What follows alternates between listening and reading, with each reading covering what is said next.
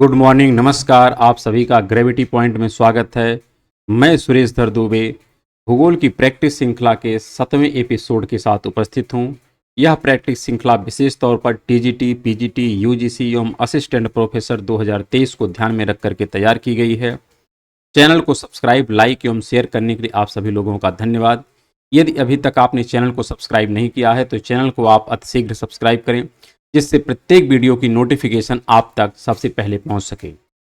आज हम लोग इस प्रैक्टिस के अंतर्गत धरातलीय स्वरूप और अपवाह की पुनः चर्चा करेंगे, क्योंकि यह एक टॉपिक काफ़ी लंबा है और इस पर बहुत प्रकार के प्रश्न पूछे जाते हैं, तो इसलिए इसकी चर्चा हम लोग प्रारंभ करते हैं। इसके अंतर्गत जो पहला प्रश्न है, इसे आप देख सकते हैं। निम्नलिखित कथनों पर विचार कीजिए। यहाँ पर चार और बिल गंगा डेल्टा क्षेत्र के विशिष्ट भूदृश्य हैं। फिर दूसरा लिखा है रेह और कल्लर बांगर भांगड़ मैदान में मिलती है। तीसरा लिखा है खादर क्षेत्र में पुरानी चिकनी मिट्टी या मृदा का जमाव होता है। तो यहाँ पर आपको बताना है कि कौन सा सही है और कौन सा गलत है। तो ध्यान रखिएगा, आप स्पष्ट रखिएगा, जो खादर भूमि होती है यह नवीन होती है। क्या होती है? नवीन होती है। लेकिन यहाँ पर क्या लिखा है? यह पुरानी लिखा है। तो इस आधार पर यह गलत हो जाएगा, क्योंकि जो नदी का एडजेसेंट पॉइंट होता है, अगर नदी जा रही तो इसके पास का जो क्षेत्र जो बाढ़ग्रस्त रहता है उसे हम कहते हैं खादर, लेकिन जो दूर होता है उसे हम कहते हैं बांगर। तो दूर का तात्पर्य है कि जो बाढ़ से प्रभावित नहीं है उसे हम बांगर कहते हैं, और जहाँ पर बाढ़ का पानी प्रॉपर आता रहता है उसे हम खादर कहते हैं। तो ये तीसरा वाला तो पूरी तरीके से गलत है, क्योंकि खादर पुरानी चिकनी मिट्टी नहीं है बल्कि यह नवीन होती है। आगे लिखा है रेह और कल्लर। तो जो रेह और कल्लर होता है यह बांगर क्षेत्र में मिलता है। बांगर मतलब जो इस नदी के बाढ़ प्रभावित क्षेत्र से दूर होता है, वहां पर मिलता है रेह, ऊसर और कल्लर की समस्याएं देखने को मिलती हैं। तो रेह, ऊसर, कल्लर की जो समस्या है यह बांगर क्षेत्र में मिलती है, ना कि खादर क्षेत्र में मिलती है। इसी प्रकार चार और बिल या गंगा डेल्टा क्षेत्र के विशिष्ट भूदृश्य हैं, ये भी आपको ध्यान रखना है। चार जो होता है इसे हम कह सकते हैं डेल्टा का जो अपलैंड एरिया होता है। कौन सा? जैसे डेल्टा का दो पार्ट होगा, एक अपलैंड होता है और एक लोलैंड होता है। तो जो अपलैंड है, अपलैंड को ही हम लोग क्या कहते हैं? चार कहते हैं। और जो लोलैंड एरिया, लोलैंड का तात्पर्य होता है कि जो अक्सर दलदलीय क्षेत्र होता है। कैसा होता है? दलदलीय होता है। तो इसे हम लोग कहते हैं विल। क्या कहते हैं? विल। तो इसे आपको ध्यान रखिएगा। गंगा या डेल्टा या कोई भी डेल्टा होता है तो डेल्टा के दो पार्ट होते हैं, एक अपलैंड होता है, एक लोलैंड होता है। लोलैंड का तात्पर्य जहाँ पर जल लगातार बना रहता है या दलदलीय क्षेत्र होता है, जिसे विल कहते हैं। अपलैंड जहाँ पे जल हमेशा नहीं लॉगिंग रहता है, जल का यहाँ पर कह सकते हैं कि जब बाढ़ आएगी तो ही आता है, अन्यथा ये क्षेत्र शुष्क होता है, तो इसे चार कहते हैं। इस प्रकार इस पूछे गए प्रश्न का उत्तर हो जाएगा पहला, क्योंकि सी वाला तो पूरी तरीके से गलत है। अगला प्रश्न है मकालू अन्नपूर्णा गोसाई थान शिखर स्थित है। अगर इसके विषय में हम बात करें तो ये जितनी भी श्रेणियां हैं सब ग्रेट हिमालय की। किसकी हैं? ग्रेट हिमालय की हैं। यहाँ पर ट्रांस हिमालय है, फिर ग्रेट हिमालय है। और ग्रेट हिमालय का जो विस्तार है अगर हम देखें तो यहाँ पर है नंगा पर्वत। नंगा पर्वत से प्रारंभ होता है। नंगा पर्वत आपका है जम्मू कश्मीर में है। कहाँ पर है? जम्मू कश्मीर में है। फिर केदारनाथ, बद्रीनाथ, नंदा देवी, ये सब जो हैं आपके उत्तराखंड में मिलते हैं। और जब आप नेपाल में आते हैं, कहाँ आते हैं? नेपाल में आते हैं, तो नेपाल में बहुत सारी श्रृंखलाएं इस ग्रेट हिमालय की मिलती हैं। उसी में अगर आप देखेंगे तो धौलागिरी है। कौन सी है? धौलागिरी है, अन्नपूर्णा है, अन्नपूर्णा है, मंसालू है, गौरी शंकर है, गौरी शंकर है, माउंट एवरेस्ट है जो पूरे हिमालय की सबसे ऊंची चोटी है। इसके अलावा अगर आप और आगे जाते हैं तो यहाँ पर आती है मकालू है। क्या है? मकालू है। तो ये सारी संरचनाएं जो हैं ये सब ग्रेट हिमालय की हैं, लेकिन सब की सब कहाँ पर हैं? इस नेपाल में है। कहाँ पर है? नेपाल में है। और वो भी क्रम से हैं। आप अगर वेस्ट से ईस्ट की तरफ जाएं तो इनका यह क्रम है। कौन सा है? धौलागिरी, अन्नपूर्णा, मंसालू, गौरी शंकर, माउंट एवरेस्ट, मकालू, ये सब वेस्ट टू ईस्ट इनका यह लोकेशन है। इसे भी आपको ध्यान रखना है। और एक आप पढ़े हैं इससे पूर्व धौलाधर है। क्या है? धौलाधर है। ये जो धौलाधर है ये लघु हिमालय का पार्ट है, ये आप क्लियर रखिएगा, क्योंकि लघु हिमालय में हमने कहा था कि वहां पर है पीर पंजाल, धौलाधर, नागटिबा और महाभारत। तो धौलाधर आपके लघु हिमालय का पार्ट है, जबकि धौलागिरी यह एक पर्वत चोटी है।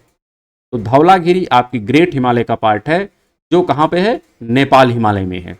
तो इस प्रकार ये जितने शिखर यहाँ पर दिए गए हैं, चाहे मकालू हो, अन्नपूर्णा हो, गोसाई थान हो, सब की सब नेपाल हिमालय है। और नेपाल को ही हम लोग कहते हैं मध्य हिमालय। क्या कहते हैं, मध्य हिमालय। कल इस पर हम चर्चा किए थे कि नेपाल का हिमालय का दो प्रकार से वर्गीकरण किया गया है, एक उत्पत्ति एवं संरचना के आधार पर, दूसरा इसका प्रादेशिक वितरण है।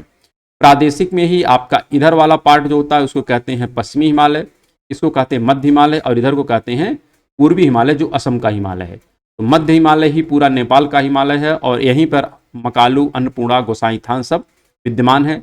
हाँ, अगर गोसाई थान के बारे में हम और चर्चा करें तो गोसाई थान इसलिए चर्चा में रहता है क्योंकि गोसाई थान से ही एक नदी निकलती है जिसका नाम है कोसी नदी। कौन सी नदी है, कोसी नदी। तो कोसी नदी कहाँ से निकलती है, इसी गोसाई थान से निकलती है। और गोसाई थान है कहाँ पर, इसी माउंट एवरेस्ट का जो उत्तरी सेक्शन है, कौन सा, माउंट एवरेस्ट का जो उत्तरी ढाल है वहां पर है गोसाई थान। और इसी गोसाई थान से निकलती है कोसी नदी, जो बिहार में बाढ़ के लिए उत्तरदायी होती है। इसीलिए इस कोसी नदी को हम बिहार का शोक कहते हैं, ऐसा भी आप लोग जानते होंगे। तो इस पूछे गए प्रश्न का उत्तर हो जाएगा मध्य हिमालय, जो नेपाल हिमालय का ही नाम है। अगला प्रश्न है, निम्नलिखित में से कौन से कथन के प्रायद्वीपीय पठार के लिए सही हैं। यहाँ पर प्रायद्वीपीय पठार के विषय में पूछा है, तो इसके विषय में आपको बताना है। और इसका जो उत्तर हो जाएगा, यहाँ पर आप देख सकते हैं क्या क्या लिखा है। इसमें बहुत प्रकार के धात्विक खनिज पाए जाते हैं। ये बातें पूरी तरीके से सत्य हैं, क्योंकि प्रायद्वीपीय पठार में धात्विक मटेरियल पाए जाते हैं। फिर है, इसके उत्तरी किनारे रचनात्मक प्लेट हैं। उत्तरी किनारा रचनात्मक नहीं। अगर आप भारत का इस प्रकार से लोकेशन आप देखें तो भारत का जो उत्तरी सेक्शन है, यहाँ पर जो हिमालय वाला सेक्शन है, यह विनाशात्मक किनारा है। कैसा है, विनाशात्मक किनारा है, जिसके विषय में बहुत बृहद चर्चा की जाती है जब हम लोग जियोमॉर्फोलॉजी पढ़ते हैं। तो यहाँ पर भारत का जो उत्तरी किनारा है और यूरेशिया का जो दक्षिणी किनारा है, वहाँ पर विनाशात्मक प्लेट किनारा है, ना कि रचनात्मक है। तो यह गलत है। फिर इसके पश्चात लिखा है, इसके उत्तरी पश्चिमी तात्पर्य है यहाँ पर जो गुजरात राजस्थान वाला एरिया है, यहाँ की बात कर रहा है। ज़्यादातर गुजरात ही इसमें आता है। पश्चिमी भाग उपजाऊ काली मिट्टी से घिरे हैं, तो ये बात पूरी तरीके से ठीक है। फिर लिखा है, इस भाग में केवल 2 सदाबहानी नदियां हैं। तो 2 सदाबहानी नदियां नहीं हैं, बल्कि हम कह सकते हैं यहाँ पर कई सदाबहानी नदियां पाई जाती हैं। प्रायद्वीपीय भारत से कुछ नदियां हैं कि जो आप देखते हैं उत्तर की तरफ जाती हैं, जैसे बेतवा है, केन है, सोन है, ये सब उत्तर की तरफ जाती हैं। उसी प्रकार कुछ नदियां इस प्रायद्वीपीय भारत की हैं जो पश्चिम की तरफ जाती हैं, और कुछ प्रायद्वीपीय नदियां हैं जो किधर जाती हैं, बंगाल की खाड़ी में जाती हैं। तो हम ऐसा नहीं कह सकते हैं कि प्रायद्वीपीय भारत में केवल 2 सदाबहानी नदियां हैं, बल्कि और भी सदाबहानी नदियां यहाँ पर विद्यमान हैं। तो इस प्रकार से यह भी गलत है और दूसरा भी गलत है। तो यहाँ पर सही उत्तर जो हो जाएगा पहला और तीसरा, अर्थात सी आंसर आपका सही हो जाएगा। तो इस पूछे गए प्रश्न का उत्तर हो जाएगा सी। अगले पर चलते हैं, हिमालय के कौन से भाग में दून एवं द्वार पाए जाते हैं। तो अगर हिमालय की बात करें तो हिमालय में सबसे पहले होता है ट्रांस हिमालय, फिर होता है ग्रेट हिमालय, फिर होता है लघु हिमालय, और इसके पश्चात होता है शिवालिक। ऐसा हिमालय है। और यहाँ पर बीच में है IT, SZ है, इंडस सांगपू सचर जोन है। इसके पश्चात यहाँ पर मिलता है MCT, main central thrust, MBF या MBT ये मिलता है। मेन बाउंड्री फॉल्ट है या मेन बाउंड्री थ्रस्ट है, यह आपका लघु और शिवालिक के मध्य में है। और यहाँ पर मिलता है HFF। ये बातें आपको क्लियर रखनी है। तो जो यह MBF है, इसी MBF को हम लोग कहते हैं, यहाँ पर जो स्थित है इसी को कहते हैं हम लोग दून की घाटी। क्या कहते हैं, दून की घाटी। और यहीं पर अर्थात इसी MBF में इसका जो पूर्वी और मध्य भाग है, इस MBF का जो पूर्वी और मध्य भाग है, यहाँ पर पाई जाती है दून की घाटी। और इसी का जो पश्चिमी भाग है, यहाँ पर पाया जाता है द्वार। क्या पाया जाता है, द्वार। लेकिन यह जो MBF की घाटी है वैसे तो लघु हिमालय और शिवालिक के मध्य में पाई जाती है, लेकिन फिर भी इसकी स्थिति जो है यह शिवालिक में ही मानी जाती है। कहाँ मानी जाती है, शिवालिक में। तो MBF या जिसको हम कहते हैं MBT, मेन बाउंड्री थ्रस्ट, या जिसको हम कहते हैं दून की घाटी, या इसी में बहुत से द्वार पाए जाते हैं जैसे हरिद्वार है। तो ये सब पार्ट किसके हैं? शिवालिक हिमालय के ही पार्ट हैं, इसमें कोई डाउट नहीं होना चाहिए। तो हम कह सकते हैं यह शिवालिक हिमालय का ही पार्ट है। और इसी दून के आधार पर आप देख सकते हैं कई यहाँ पर दून हैं, और इसी में आता है, जैसे अगर हम बात करें कोदरी दून है, पाटरी दून है, देहरादून है, कई नाम इसी के आधार पर रखे जाते हैं। और द्वार के आधार पर जो नाम रखे जाते हैं उसका नाम है देहरादून, अरे हरिद्वार। क्या नाम है इसके आधार पर? है हरिद्वार। तो हरिद्वार भी है, देहरादून है, कोदरी दून है, पाटरी दून है, ये सब नाम इसके पश्चिम में है या मध्य में है। तो इस प्रकार से आपको यह क्लियर रखना है कि जो शिवालिक हिमालय का ही पार्ट आपका MBF या MBT है, जबकि पाया कहाँ जाता है? लघु हिमालय और शिवालिक हिमालय के मध्य में है। तो इस पूछे गए प्रश्न का उत्तर हो जाएगा ए। अगले पर हम चलते हैं। अगला प्रश्न यहाँ पर है, निम्नलिखित में से कौन सा सुमेलित नहीं है? अर्थात यहाँ पर सब सुमेलित हैं, केवल एक ऐसा विकल्प होगा जो सुमेलित नहीं होगा। शांत घाटी केरल में है, ये पूरी तरीके से सही है, इसमें कोई डाउट नहीं है। नुब्रा नदी घाटी, ये भी जम्मू कश्मीर में, ये भी बात सही है, क्योंकि इसी नुब्रा घाटी के सहारे हम लोग क्या करते हैं? सियाचिन जाते हैं। कहाँ जाते हैं? सियाचिन जाते हैं। जब हम लोगों को कारगिल से कहाँ जाना होता है? सियाचिन। कहाँ से? कारगिल से सियाचिन जाने के लिए हम लोग इसी नुब्रा नदी घाटी का सहारा लेते हैं, और यहीं पर एक दर्रा मिलता है जिसका नाम है खारदुंगला। क्या नाम है? खारदुंगला, जिसकी चर्चा हम लोग कल किए थे। तो खारदुंगला के सहारे ही हम कारगिल से सियाचिन जाते हैं, लेकिन यहाँ पर जो नदी घाटी पड़ती है उस नदी घाटी का नाम है नुब्रा नदी घाटी। ऐसा हम लोग कल के या परसों के क्लास में डिस्कस किए थे। इसी प्रकार अगर हम मिलाम ग्लेशियर की बात करें, तो जो मिलाम ग्लेशियर है, अगर इसको बात करें तो यह आपका यहाँ पे आप देख सकते हैं, यह उत्तराखंड में है। कहाँ पर है? उत्तराखंड में है। ये भी पूरी तरीके से सही है, लेकिन जो जोहार घाटी है, कौन सी घाटी है? जोहार घाटी, यह भी उत्तराखंड में है। कहाँ पर है? तो यह सिक्किम में नहीं, बल्कि कहाँ पर है? यह भी उत्तराखंड में है। ये आपको क्लियर रखना है। कहाँ पर है? उत्तराखंड में। कौन सी घाटी है? जोहार घाटी है। और मिलाम घाटी तो आप देख ही रहे हैं, यह उत्तराखंड में, इसमें कोई दिक्कत नहीं है। और जोहार घाटी को ही अन्य नाम से अगर हम देखें, तो अन्य नाम नहीं इसका, बल्कि एक ही नाम है। मिलाम को हम कह सकते हैं कि इसका एक नाम और है, उसको कहते हैं गोरी घाटी। मिलाम का एक नाम और है, इसको कहते हैं गोरी घाटी। ये आप क्लियर रखिए, मिलाम का नाम है गोरी घाटी। लेकिन जो जोहर की घाटी है, जोहर की घाटी भी कहाँ पर है? उत्तराखंड में है। इसलिए यही मिलान नहीं कर रहा, बाकी सब मिलान करते हैं, ऐसा आपको क्लियर रखना है। अगले प्रश्न पर हम चलते हैं। यहाँ पर अगला प्रश्न है, निम्नलिखित में से कौन सा कथन असत्य है? अर्थात इसमें 3 सत्य हैं, 1 असत्य है, ऐसा आपको ध्यान रखना है। यहाँ पर पहले तो एक करेक्शन कर लीजिएगा, यह चट्टान होना चाहिए। यहाँ पर है चट्टानों, थोड़ा कभी काल टाइपिंग मिस्टेक हो जाती है, इसको आप मैनेज करने का प्रयास करिएगा। तो यहाँ पर एक गलत है, बाकी 3 सही हैं। लिखा क्या है? संपूर्ण प्रायद्वीपीय भारत केवल आर्कियन चट्टानों से बना है। केवल आर्कियन नहीं है, यहाँ पर अगर केवल शब्द ना होता तो सही हो जाता, क्योंकि यहाँ पर आर्कियन भी हैं, धारवाड़ भी हैं, कुडप्पा भी हैं, विंध्यन हैं, सब हैं। यहाँ पर सब प्रकार की चट्टानें पाई जाती हैं। इसलिए ऐसा शब्द लिख करके इसने गलत कर दिया कि क्या? केवल। केवल शब्द नहीं होगा, बल्कि कई प्रकार की चट्टानों से निर्मित है। और यहीं पर आप देखते हैं जो मिलता है, दक्कन का ट्रैप भी मिलता है। क्या मिलता है? दक्कन का ट्रैप मिलता है। ये सारे पार्ट यहाँ पर हैं, इसलिए केवल शब्द यहाँ पर गलत हो जाएगा। इस आधार पर यही आंसर आपका सत्य है, क्योंकि असत्य की ही पहचान करनी है। बाकी जो प्रायद्वीपीय नेस को बंगाल नीस कहते हैं, ये पूरी तरीके से सही है। भारत की प्राचीनतम चट्टानें आर्कियन समूह से हैं, ये भी ठीक है, क्योंकि सबसे प्राचीन चट्टान भारत की कौन सी है? आर्कियन, क्योंकि सबसे पहले आर्कियन है, फिर उसी पर रूपांतरण हुआ है या अवसादीकरण हुआ तो धारवाड़, फिर कुडप्पा, फिर विंध्यन। ये चट्टानों का कालक्रम है। सबसे पहले की चट्टान कौन है? आर्कियन है। आर्कियन के बाद कौन है? धारवाड़, धारवाड़ के बाद कुडप्पा, कुडप्पा के बाद विंध्यन। इन सब की चर्चा हम लोग करेंगे। फिर आगे है अगला, इसमें देखिए, हिमालय का केंद्रीय भाग आर्कियन चट्टानों से बना है। ये पूरी तरीके से सत्य है। हिमालय का जो आंतरिक भाग है वहां पर भी आर्कियन युग की चट्टानें विद्यमान है, अर्थात भारत की जो सबसे प्राचीन चट्टान है वह हिमालय के कोर में विद्यमान है। ये बात एकदम आपको क्लियर रखनी है। और वैसे अगर बात करें कि जो प्रायद्वीपीय भारत है, यहाँ पर 3 प्रकार की नीस मिलती है। एक बंगाल की नीस है, एक बुंदेलखंड की नीस है, और एक यहाँ पर मिलती है नीलगिरी की नीस। 3 नीस यहाँ पर पाई जाती है प्रायद्वीपीय भारत में। कौन कौन सी? बंगाल की हो गई, दूसरी है बुंदेलखंड की, कौन है?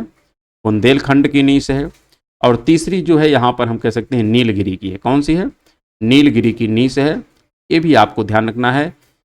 पूरे प्रायद्वीपीय भारत में 3 प्रकार की नीस की संरचनाएं पाई जाती हैं, बंगाल नीस, बुंदेलखंड नीस और नीलगिरी नीस। अगले पे हम चलते हैं। अगला प्रश्न यहाँ पर है, पाट भूमि के विषय में पूछा गया है।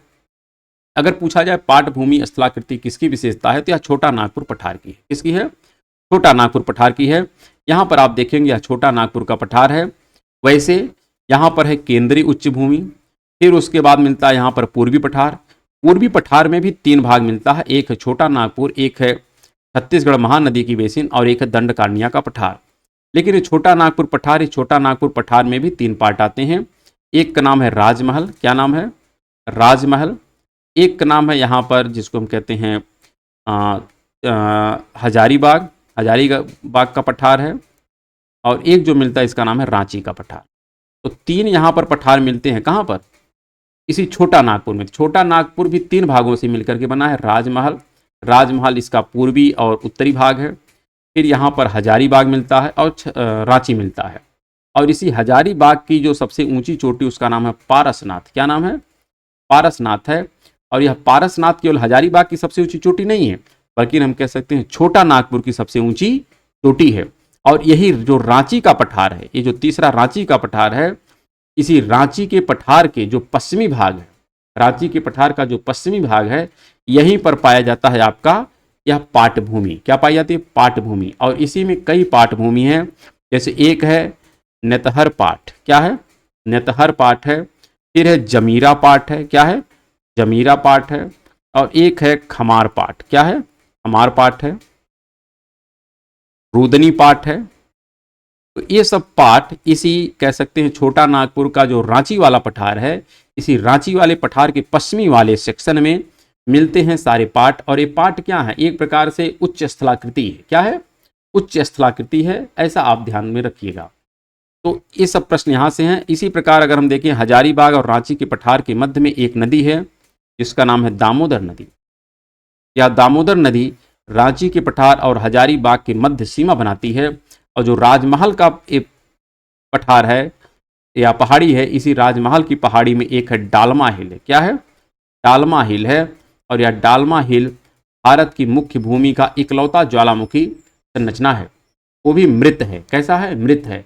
नहीं तो भारत का जो सक्रिय ज्वालामुखी है उसका नाम है बैरनदीव। तो इन सब पे चर्चाएं हम लोग कालक्रम में धीरे धीरे करते रहेंगे और बहुत सारी ऐसी चर्चाएं हम लोग प्रश्न के माध्यम से डिस्कस करेंगे, जिससे आपको कुछ जानकारी अवश्य प्राप्त हो जाएगी। खैर, इस पूछे गए प्रश्न का उत्तर हो जाएगा छोटा नागपुर का पठार, क्योंकि छोटा नागपुर पठार में ही रांची का पठार है और रांची के पठार के ही पश्चिमी भाग में सब पाठ पाए जाते हैं, जैसे नेतहर पाठ है, जमीरा पाठ है, कमार पाठ है और रूदनी पाठ है। अगले प्रश्न की तरफ हम लोग चलते हैं। अगला प्रश्न है भ्रंशोत्थ, मतलब सुमेलित करना है 1 को 2 से। यह ब्लाक पर्वत है। भ्रंशोत्थ का तात्पर्य क्या होता है? ब्लाक पर्वत। ये ब्लाक पर्वत है। फलित का मतलब होता है जो फोल्डेड माउंटेन होते हैं। अवशिष्ट का तात्पर्य है कि जो बहुत पुराने थे लेकिन वर्तमान में एक कट फट गए हैं। और एक होता है ज्वालामुखी। तो इनको मिलान करना है। तो वैसे अवशिष्ट जो है यह तो अरावली है, इसके विषय में सब लोग जानते हैं। अगर हम बात करें ज्वालामुखी, तो ज्वालामुखी की घटना राजमहल पर है और यहीं पर है डालमा हिल, ऐसा हमने अभी बताया है। कौन सा है? डालमा हिल। डालमा हिल जो है इसी राजमहल की पहाड़ी पे स्थित है। और अगर आप देखें यहाँ पर भ्रंशोत्थ, तो अब भ्रंशोत्थ की बात आती है तो भ्रंशोत्थ में आपका आ जाता है या विंध्याचल है। और बलित की अगर बात करें, कौन सी? बलित की बात करें तो बलित में आपका आ जाता है नीलगिरी का आ जाएगा। वैसे नीलगिरी भी कह सकते हैं एक प्रकार से या बलित पर्वत के अंतर्गत ही आता है। तो इसको आप मिलान करें और इस देखिएगा इस प्रश्न का जो उत्तर हो जाएगा, इसको हम कह सकते हैं भ्रंशोत्थ में आ जाएगा 2, फिर आपका बलित में आ जाएगा 4, फिर आपका अवशिष्ट में है अरावली 1, फिर है 3। अर्थात इसका पहला आंसर सही हो जाएगा। पहला आंसर सही हो जाएगा, इसे आप ध्यान में रखिएगा। क्योंकि नीलगिरी भी क्लियर रखिएगा कि यह एक बलित पर्वत के अंतर्गत ही आता है। अगला प्रश्न है निम्नलिखित में से कौन सा अंतरा पर्वतीय पठार है? अंतरा पर्वतीय पठार का जो सबसे बेहतर उदाहरण मिलता है वह होता है यहाँ पर तिब्बत का पठार। क्योंकि तिब्बत के पठार के तीनों दिशाओं में एक तरफ हिमालय है, तो एक तरफ आप देख सकते हैं तियान शान की जो संरचना है, फिर एक तरफ है सुलेमान की संरचनाएं जो पाकिस्तान और अफगानिस्तान के क्षेत्र में पाई जाती हैं। तो इस प्रकार से हम कह सकते हैं तिब्बत का पठार चारों तरफ से पर्वत से घिरा हुआ है, इसलिए इसको कहते हैं अंतरा पर्वतीय पठार। अगले प्रश्न की तरफ चलते हैं। ऐसे कितने नदी बेसिन हैं जिनका प्रवाह क्षेत्र, अर्थात जितनी नदी बेसिन है उसका प्रवाह क्षेत्र 20,000 वर्ग मीटर से अधिक है। ध्यान रखिएगा, जो नदी बेसिन है इनको 3 भागों में बांटा जाता है। नदी बेसिन को 3 भागों में बांटा जाता है। एक नदी बेसिन होती है जिसको हम कहते हैं मेजर। मेजर का तात्पर्य है कि जिनका एरिया मोर देन कितना, मोर देन 20,000, ऐसी नदी बेसिन होती है। फिर एक होती है मिडिल। मिडिल का तात्पर्य है कि जिनका एरिया 2,000 से लेकर के 20,000 तक होता है, ऐसी नदी बेसिन होती हैं। और तीसरा होता है जिसको हम कहते हैं माइनर, मतलब बहुत छोटी हैं नदियाँ, माइनर हैं। माइनर का एरिया 2,000 स्क्वायर मीटर से स्क्वायर किलोमीटर से क्या है, कम होता है। तो अगर हम इसमें बात करें जो मेजर वाली हैं जिसके विषय में पूछा गया है, तो इनकी संख्या टोटल 14 है। कितनी है, 14 है। अगर हम मिडिल की बात करें तो इनकी संख्या टोटल 44 है। और जो माइनर है इनकी संख्याएं बहुत ज़्यादा हैं। इसके विषय में कोई स्पष्टीकरण ज़्यादा नहीं मिलता है, क्योंकि ये जो नदियां हैं इनका ज़्यादातर हम लोग प्रयोग करते हैं वाटर हार्वेस्टिंग सिस्टम के रूप में। किस रूप में करते हैं, हार्वेस्टिंग सिस्टम के रूप में करते हैं, कि जिसके माध्यम से हम जल संचयन का कार्य सुचारू रूप से संपन्न करते हैं। तो वाटर हार्वेस्टिंग के रूप में हम लोग माइनर नदियों का प्रयोग करते हैं। उनका एरिया लेस देन 2000 किलोमीटर होता है। 2000 से 20,000 मिडिल, और 20,000 से अधिक वालों को हम कहते हैं मेजर नदी बेसिन, जिसके अंतर्गत भारत में कितनी है, 14 हैं। अगले प्रश्न की तरफ हम लोग चलते हैं। अगला प्रश्न है, निम्नलिखित नदियों में से किसे अधिक प्रदूषण भार के कारण जैविक मरुस्थल कहा जाता है। इसके अंतर्गत जो सबसे बेहतर उदाहरण प्रस्तुत करती है वह है दामोदर नदी, क्योंकि दामोदर नदी जिस क्षेत्र से गुजरती है उस क्षेत्र में कोयले का एक तो बहुत बड़ा खादान है, कोयला यहाँ पे निकलता है। दूसरा यहाँ पर जूट के उद्योग हैं, क्या है, जूट के उद्योग हैं। तो इस कारण से यहाँ पर पॉल्यूशन बहुत ज़्यादा है, और पॉल्यूशन बहुत ज़्यादा हो जाने के कारण यह एक गंदे नाले जैसा व्यवहार रखती है, इसलिए इसको हम कहते हैं जैविक मरुस्थल कहते हैं। अगले प्रश्न की तरफ हम चलते हैं। अगला प्रश्न है, मिलान करना है, एक तरफ है बृहद क्षेत्र, एक तरफ है मध्य क्षेत्र। यहाँ पर केंद्रीय उच्च भूमि या केंद्रीय भूमि की हम बात करें, और एक है पश्चिमी भाग, एक है दक्षिणी भाग, एक है पूर्वी भाग। अर्थात अगर हम ऐसे वर्गीकरण करें, एक उत्तर हो जाएगा, एक दक्षिण हो जाएगा, एक पश्चिम हो जाएगा, एक पूर्व हो जाएगा, और एक मध्य हो जाएगा, ऐसे। तो इन चारों विकल्पों में आपको इसी का चयन करना है कि जो 4 विकल्प दिए गए हैं, तो इसमें देखना है कि दामोदर घाटी किधर है। तो दामोदर घाटी पूर्व में है, ये आपको क्लियर रखना है। क्यों है, क्योंकि यह वेस्ट बंगाल के पास में पाई जाती है। फिर अगर हम बात करें मलनाड की, तो मलनाड जो एरिया है यह कर्नाटका में है। कहाँ पर है, कर्नाटका में है। ये भी एकदम क्लियर रखिएगा, मलनाड का एरिया कहाँ पर है, कर्नाटका में है। अगर हम बात करें बस्तर का, तो बस्तर आपका छत्तीसगढ़ में है। कहाँ पर है, छत्तीसगढ़ में है। तो छत्तीसगढ़ कहाँ मिलेगा, मध्य में मिलेगा। तो छत्तीसगढ़ मध्य में है, तो यह हो जाएगा मध्य में, क्योंकि यहीं पर है बस्तर। फिर सौराष्ट्र, सौराष्ट्र का तात्पर्य क्या है, सौराष्ट्र का तात्पर्य है महाराष्ट्र। क्या है, महाराष्ट्र। तो महाराष्ट्र आपका पश्चिम हो जाएगा, मध्य में छत्तीसगढ़ हो जाएगा, दक्षिण में आपका यहाँ पर हम कह सकते हैं मलनाड जो कर्नाटक का है। मलनाड कहाँ पर है, कर्नाटक में, क्योंकि मलनाड आपका कर्नाटक में है। दामोदर आपका हम कह सकते हैं वेस्ट बंगाल में है। सौराष्ट्र आपका महाराष्ट्र में है। बस्तर आपका छत्तीसगढ़ में है। तो ऐसे जब आप मिलान करेंगे तो यह देखेंगे मध्य में आ जाएगा, या पश्चिम में आ जाएगा, या दक्षिण में आ जाएगा, और यह पूर्व में आ जाएगा। और इनको आप इसी प्रकार से मिलान कर सकते हैं। तो केंद्रीय में आपका आ गया बस्तर, पश्चिम में आपका आ गया सौराष्ट्र, और दक्षिण में आ गया मलनाड, और पूर्व में आ गया दामोदर। तो इस अनुसार आप इन विकल्पों को मिलान करिए, और मिलान करने के पश्चात जो आपका आंसर मिल जाएगा वह मिल जाएगा डी। क्या मिल जाएगा, डी। तो देख लीजिए, डी इसका आंसर हो जाएगा। अगले की तरफ हम चलते हैं। अगला प्रश्न यहाँ पर है, घटती हुई औसत वार्षिक वृष्टि के संदर्भ में निम्नलिखित में से कौन सा क्रम सही है। अर्थात वर्षा का घटता हुआ क्रम आपको बताना है। तो जब आप पूर्व से पश्चिम की तरफ चलते हैं, जो बंगाल की खाड़ी की शाखा द्वारा कराई जाने वाली भारत में वर्षा है, भारत में जो वर्षा होती है वह अरब सागर की शाखा से भी होता है, और बंगाल की खाड़ी की भी शाखा से होता है। तो चूंकि यहाँ पर जो विकल्प दिए गए हैं ये सभी विकल्प बंगाल की खाड़ी के माध्यम से दिए गए हैं, तो यहाँ पर जो वर्षा पूर्व से पश्चिम की तरफ घट रहा है, तो यहाँ पर देखिए सबसे ज़्यादा तो वेस्ट बंगाल में हो जाएगा, उसके पश्चात अगर हम देखें तो बिहार में हो जाएगा, उससे कम आपका उत्तर प्रदेश में और सबसे कम पंजाब में, क्योंकि जैसे जैसे आप सागर से दूर हटेंगे वर्षा का मान घटता चला जाएगा। तो इस अनुसार हम कह सकते हैं कि जो वर्षा का मान घट रहा है, यहाँ पर सबसे ज़्यादा वर्षा कहाँ पे होगी, यहाँ पे कौन सा क्रम सही है, औसत वृष्टि के संदर्भ में आपको बताना है किसका वर्षा का मान सबसे घटते हुए क्रम में। तो असम में सबसे ज़्यादा है, उससे कम बिहार में है, उससे कम उत्तर प्रदेश में, उससे कम कहाँ पे है, हरियाणा में है। तो इस प्रकार से आप देख सकते हैं यह आपका आंसर सही हो जाए। अगले प्रश्न की तरफ चलते हैं। लिखा है छोटी एवं तीव्र नदियाँ जो पश्चिमी घाट से निकल करके या उत्पन्न होकर के अरब सागर में जाकर के मिलती हैं। तो जो नदियाँ पश्चिमी घाट से निकल करके इसे अरब सागर में जाकर के गिर जाती हैं, यह नदियाँ कैसी होंगी, बहुत छोटी होंगी। और यहाँ पर जो हम कह सकते हैं स्थलाकृति का अगर विकास होगा, तो यहाँ पर स्थलाकृति खास करके कैसी होगी, द्रुमाकृतिक होगी। कैसी होगी, द्रुमाकृतिक होगी, अर्थात रुंडित होंगे। रुंडित मतलब होता है कटा फटा होगा, अर्थात यह प्रॉपर नहीं होगा, ऐसा आपको क्लियर रखना है। तो इस आधार पर इस पूछे गए प्रश्न का जो उत्तर हो जाएगा वो कैसा हो जाएगा, द्रुमाकृतिक हो जाएगा। अर्थात यहाँ पर हम कह सकते हैं क्वेश्चन नंबर, चलिए इस पर चर्चा पुनः हम कर लेंगे, लेकिन इसका आंसर क्या हो जाएगा, द्रुमाकृतिक हो जाएगा। अगले प्रश्न की तरफ हम चलते हैं। अगला प्रश्न है ब्रह्मपुत्र नदी का उद्गम कहाँ से होता है। तो हमने आपसे कहा था कि जो कैलाश मानसरोवर है, क्या कैलाश मानसरोवर जो झील है, जो कहाँ पर है, यह तिब्बत के पठार पर है। और वहीं पर इस तिब्बत के पठार के ऊपर जो मानसरोवर झील है, यहाँ से 3 नदियाँ निकलती हैं। एक नदी है जिसका नाम है ब्रह्मपुत्रा, एक नदी है जिसका नाम है सतलज, और एक नदी है जिसका नाम है सिंधु।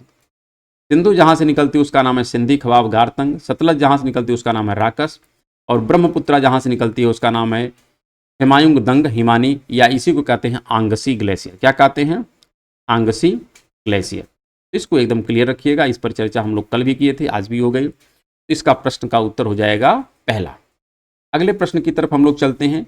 पश्चिमी घाटों में उत्तर से दक्षिण तक दर्रे का सही क्रम बताना है। यहाँ पर कुछ दर्रे हैं, इस दर्रों को आपको बताना है, अरेंज करना है इस अनुसार।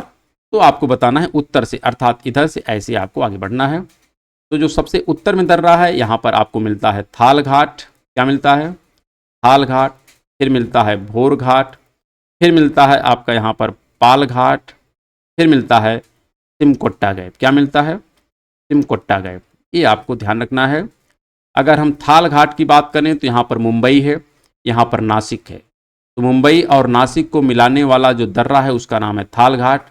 मुंबई और पुणे के मध्य में जो दर्रा है उसका नाम है भोर घाट। ऐसा प्रश्न पूछा जाता है। फिर आप यहाँ पे देख सकते हैं, यहाँ पर नीलगिरी है, यहाँ पर अन्नामलाई। अब चूंकि दक्षिण में हम चूंकि एमी जैसे बना दिए हैं, तो नीलगिरी और अन्नामलाई के मध्य में कौन है, पाल घाट है। यह किसको किसको जोड़ता है अगर हम बात करें तो यहाँ पर कोच्चि है, मतलब केरल, मतलब यहाँ पे रहेगा, ध्यान रखिए थोड़ा नीचे है। तो यह कोच्चि को किसको जोड़ देता है यहाँ पर, तो कोच्चि को जोड़ेगा या यहाँ पर हम कह सकते हैं कोयम्बटूर से। किससे जोड़ देगा, कोयम्बटूर से जोड़ देगा, जो कहाँ पर है, ये तमिलनाडु में। कहाँ पर है, कोयम्बटूर। ये कहाँ पर है, तमिलनाडु में। इसको जोड़ देगा। इसी प्रकार जो सिमकोट्टा गैप है, यह किसको किसको, तो यहाँ पर एक तरफ आप देखते हैं अन्नामलाई है और एक तरफ है कार्डेमम। तो कार्डेमम और अन्नामलाई को क्या करता है, यह अलग करता है। और जोड़ता किसको है, तो यहाँ पर है तिरुवनंतपुरम। कौन है, तिरुवनंतपुरम। तो तिरुवनंतपुरम को जोड़ता है मदुरई से। किससे जोड़ता है, मदुरई से। तो इस प्रकार से कुछ दर्रे हैं जिसके विषय में प्रश्न पूछा जाता है और आपको उत्तर देना है। सबसे उत्तर में थाल घाट, फिर भोर घाट, फिर पाल घाट, फिर सिमकोट्टा गैप। थाल घाट मुंबई को नासिक से जोड़ता है, भोर घाट मुंबई को पुणे से जोड़ता है, कोच्चि को कोयम्बटूर से कौन जोड़ता है, पाल घाट। और किसको किसको अलग करता है, तो नीलगिरी को अन्नामलाई से अलग करता है। इसी प्रकार सिमकोट्टा गैप तिरुवनंतपुरम को मदुरई से जोड़ता है, लेकिन अन्नामलाई को कार्डेमम से अलग करता है। तो इस प्रकार से आपका आंसर होगा। यहाँ पर आप देख सकते हैं थाल घाट, भोर घाट और पाल घाट आपका आंसर हो जाएगा। अर्थात इस पूछे गए प्रश्न का आंसर होगा पी। अब हम अगले प्रश्न की तरफ चलते हैं। अगला प्रश्न है महानदी का उद्गम कहाँ से होता है। तो महानदी के अगर हम उद्गम के विषय में बात करें तो महानदी का उद्गम यहाँ अमरकंटक, जो मैकाल पर्वत है, मैकाल किसका पार्ट है, तो सतपुड़ा की रेंज है। सतपुड़ा की रेंज का जो मैकाल पर्वत है, उसी मैकाल पर्वत की सबसे ऊंची चोटी का नाम है अमरकंटक। अमरकंटक से 3 नदियां निकलती हैं, एक का नाम है महानदी, एक का नाम है सोन और एक का नाम है नर्मदा। 3 नदियां निकलती हैं और तीनों इसी अमरकंटक के ही पठार से अमरकंटक की चोटी से निकलती हैं, लेकिन तीनों के निकलने का स्थान अलग अलग है। अगर हम बात करें सोन की, तो सोन मध्य प्रदेश के शहडोल जिले से निकलती है। कहाँ से निकलती है, शहडोल से। ये कहाँ पर है, मध्य प्रदेश में, ये आप क्लियर रखिएगा। और यह जो सोन नदी है, यह जाकर के गंगा नदी में मिल जाती है, ये भी क्लियर रखिएगा। और इसी अमरकंटक के जो अनूपपुर है, कौन है, अनूपपुर, ये भी कहाँ पर है, ये भी मध्य प्रदेश में है। तो अनूपपुर से जो नदी निकलती है उसका नाम है नर्मदा। और इसी अमरकंटक के, ध्यान रखिएगा, यहाँ पर है धमतरी जिला। क्या नाम है, धमतरी जिला। और ये कहाँ पर है, छत्तीसगढ़ में है। तो धमतरी जिला जो छत्तीसगढ़ में है, वहाँ से निकलती है महानदी। क्योंकि विकल्प में यहाँ पर धमतरी दिया नहीं, यहाँ पर दिया है रायपुर, और वैसे अन्य तो कर्नाटक है, महाराष्ट्र है, सह्याद्री है, तो ऐसे में छत्तीसगढ़ बेहतर ऑप्शन है। लेकिन और वहाँ पर भी कौन सा खास स्थान है, तो उसका नाम है धमतरी जिला से महानदी निकलती है। इस पर एकदम क्लियर रखिएगा, इसमें कोई डाउट नहीं होना चाहिए। और ये नदियाँ जो हैं एक ही स्थान से अलग अलग दिशा में निकल रही हैं, तो इसी नदी को हम लोग कभी कभी अपकेंद्रीय नदी की या अपकेंद्रीय नदी का नाम दे देते हैं, और उसी को कहते हैं अरीय सिस्टम। क्या कहते हैं, अरीय। अरीय का तात्पर्य होता है कि एक केंद्र से बाहर की तरफ जब नदियाँ निकलती हैं तो उसे कहते हैं अरीय। अरीय का यह उदाहरण है कि अमरकंटक से 3 नदियां निकलती हैं और तीनों अलग अलग दिशाओं में निकलती हैं। इस प्रश्न का उत्तर हो जाएगा सी, रायपुर छत्तीसगढ़ से ही महानदी का उद्गम होता है। अगले प्रश्न की तरफ चलते हैं। अगला प्रश्न है, निम्नलिखित में से कौन नदी भारत की पठारी भाग को मालवा और दक्कन के पठार में विभाजित करती है। तो यहाँ पर आपको बताना है कि कौन दक्कन के पठार को किसे, मालवा, यहाँ पर देखिए पठारी भाग को मालवा और दक्कन के पठार से अलग करती है, ऐसा आपको बताना है। तो यहाँ पर जो नदी मिलेगी उसका नाम है नर्मदा नदी। क्या मिलेगी, नर्मदा नदी। ये नर्मदा नदी जो है यह मालवा और दक्कन के पठार को क्या करती है, अलग करती है, क्योंकि इसकी एक तरफ है मालवा, इधर है मालवा और इधर है आपका दक्कन का पठार। तो दक्कन का पठार और मालवा को अलग करने वाली जो संरचना है उसका नाम है नर्मदा। क्योंकि गोदावरी यहाँ पर नहीं आती है, यहाँ पर महानदी नहीं आती है, यहाँ पर माही तो है लेकिन बहुत छोटी सी है जो पूरी तरीके से इसको अलग नहीं कर सकती है। तो अलग करने वाली जो संरचनाएं मिलती हैं उसका नाम है नर्मदा। लेकिन अगर पर्वत की बात करें तो पर्वत यहाँ पर विंध्याचल भी मिलता है, सतपुड़ा भी मिलता है, लेकिन सबसे बेहतर ऑप्शन जो यहाँ पर उपलब्ध है वह है नर्मदा नदी। यही है मालवा के पठार और दक्कन के पठार को अलग करने वाली संरचना। अगले प्रश्न की तरफ चलते हैं। अगला प्रश्न है कि यहाँ पर कथन और कारण दिया है, इसमें से आपको चयनित करना है कि कौन सा विकल्प सही होगा। सिंधु गंगा का मैदान, जो सिंधु और गंगा का मैदान है, विश्व के अधिक घनत्व वाले क्षेत्रों में से अधिक है।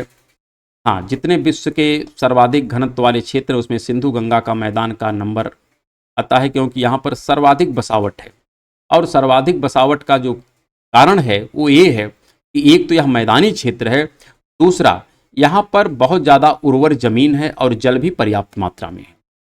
यहाँ पर जमीन उर्वर इसलिए है क्योंकि नदियों के द्वारा लगातार अवसाद ला करके जमा किए जाते हैं और नदियों के माध्यम से जल पर्याप्त मात्रा में लाया जाता है, इसलिए यहाँ पर कृषि बहुत बेहतर हो जाती है, रहने के लिए मकान भी बन जाते हैं। तो इस आधार पर कथन और कारण दोनों सही हैं और कारण कथन की पुष्टि करता है, अर्थात आंसर हो जाएगा पहला। अगले प्रश्न की तरफ चलते हैं। अगला प्रश्न है, भारत की उस नदी को पहचानिए, यहाँ पर होना चाहिए को पहचानिए, करेक्शन करना पड़ेगा, जिसकी विशेषताएं निम्नलिखित हैं। तो यहाँ पर पहचानना है कि इसका उद्गम अमरकंटक के पठार से होता है। ऐसी नदी को पहचान करना है कि जिसका उद्गम कहाँ से होता है, अमरकंटक के पठार से। पहला यहाँ पर विशेषता दिया। दूसरा क्या दिया, यह गंगा की सहायक है। तीसरी क्या विशेषता दिया, ग्रीष्म काल में इसमें जल अभाव हो जाता है। तो गंगा में मिलने वाली एक ही नदी है जो अमरकंटक से निकलती है, उसका नाम है सोन, अभी हमने देखा है। और ये कहाँ से निकलती है, तो यह जिला है शहडोल जिला। क्या है, शहडोल जिला है और कहाँ पर है, मध्य प्रदेश में है। यहीं से यह नदी निकलती है, यह क्लियर रखिएगा। इसी की ये तीनों विशेषताएं हैं, इसलिए इसका आंसर हो जाएगा बी। अगले प्रश्न की तरफ चलते हैं। अगला प्रश्न है, जैसे जैसे हम दक्षिण से उत्तर की ओर मैदान से हिमालय तक जाते हैं, ध्यान रखिएगा, मैदान से किधर जाते हैं, हिमालय तक जाते हैं, हम क्या पाते हैं, तो बलित पर्वत पाएंगे। क्या पाएंगे, हिमालय की तरफ जाएंगे तो बलित पर्वत ही मिलता है, और कुछ तो मिलता नहीं है। अगला प्रश्न है, भूगर्भीय दृष्टि से भारत की सबसे पुरानी चट्टानें कहाँ की हैं, तो भूगर्भीय दृष्टि से भारत की जो सबसे पुरानी चट्टानें हैं, अगर इसकी बात करें तो धारवाड़ हैं। वैसे सबसे पुरानी कौन है, तो सबसे पुरानी है आर्कियन, आर्कियन के पश्चात है धारवाड़, धारवाड़ के पश्चात है कुडप्पा, कुडप्पा है, और इसके पश्चात जो है वो विंध्यन, क्या है, विंध्यन। और ये सब जो चट्टानें हैं हम कह सकते हैं अजोइक कालखंड की हैं, अर्थात यहाँ पर जीवन नहीं है, इसके पश्चात ही जीवन की शुरुआत होती है। इसीलिए विंध्याचल को हम लोग संक्रमणकालीन चट्टान के नाम से भी जानते हैं, क्योंकि यहाँ पर जीवन के कुछ साक्ष्य मिलते हैं। और इसी के बाद जो कालखंड जीवन का शुरू होता है उसी में आता है पैलियोजोइक, मीसोजोइक, सीनोजोइक, सब इसी में आते हैं। कौन आते हैं, पैलियोजोइक है, मीसोजोइक है, सीनोजोइक है, जिस पर चर्चाएं हम लोग अलग से जब आवश्यकता पड़ेगी तो करेंगे। इस पूछे गए प्रश्न का उत्तर हो जाएगा धारवाड़, जो कर्नाटक के क्षेत्र में विद्यमान है। अगले प्रश्न पर चलते हैं। अगला प्रश्न है, निम्न में से कौन से दो पर्वत लगभग समानांतर हैं, तो दो पर्वत समानांतर कौन है, तो सतपुड़ा और विंध्याचल, क्योंकि विंध्याचल के जस्ट समानांतर आपकी सतपुड़ा है। इसका आंसर हो जाएगा सी। और इसी विंध्याचल और सतपुड़ा के मध्य से जो नदी गुजरती है उसका नाम है नर्मदा नदी। कौन सी है, नर्मदा नदी। अगले प्रश्न पर चलते हैं। अगला प्रश्न है, दक्कन के बेसाल्ट परतें क्या इंगित करती हैं, तो जो दक्कन की बेसाल्ट परतें हैं यह यही इंगित करती हैं। बेसाल्ट का तात्पर्य क्या है कि यहाँ पर ज्वालामुखी की प्रक्रिया हुई है, लेकिन शांत प्रकृति की ज्वालामुखी की प्रक्रिया हुई है, और एक बार नहीं हुई, कई बार हुई है। क्योंकि यहाँ पर ट्रैप कब मिलता है, अगर हम परत की बात करें तो परत कब मिलता है कि एक ज्वालामुखी की लेयर बन गई, एक मैग्मा जमा हुआ, उसके पश्चात कुछ यहाँ पर अवसादीकरण हुआ, उसके पश्चात दूसरी लेयर बन गई, फिर कुछ अवसाद आया, फिर तीसरी लेयर बन गई। तो इस प्रकार दो आग्नेय चट्टानों के मध्य में जो जीवाश्म होते हैं उसी को कहते हैं ट्रैप। इस प्रकार हम कह सकते हैं जो दक्कन का ट्रैप है, यहाँ पर कई बार ज्वालामुखी की क्रियाएं हो चुकी हैं अतीत में। इस आधार पर हम कह सकते हैं दूरस्थ अतीत में विशाल ज्वालामुखी विस्फोट यहाँ पर हुआ है। इसी को यह इंगित करता है कौन सा, दक्कन का बेसाल्ट पठार। इसी के साथ हम लोग यह आज की प्रैक्टिस श्रृंखला या आज का एपिसोड समाप्त करते हैं।